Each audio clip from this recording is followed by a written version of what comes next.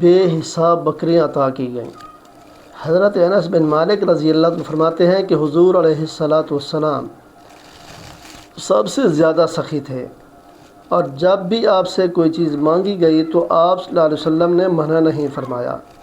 ایک مرتبہ ایک شخص مانگنے کے لیے آیا تو آپ علیہ الصلاۃ والسلام نے اس کو اتنی بکریاں دینے کا حکم فرمایا جو 2 پہاڑوں کے درمیان سما جائیں۔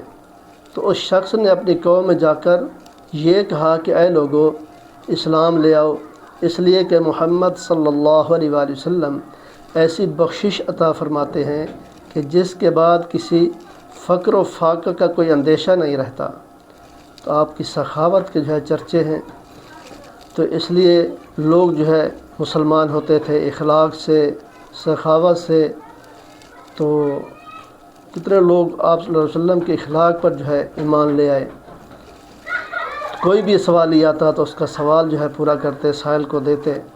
لہٰذا ہمیں چاہیے کہ ہم بھی اللہ کے راہ میں صدقہ خیرات کرتے رہیں، تاکہ ہمارے لیے یہ صدقہ جاریہ بن کر ہمیں اس کا اجر و ثواب آگے عطا کیا جائے گا۔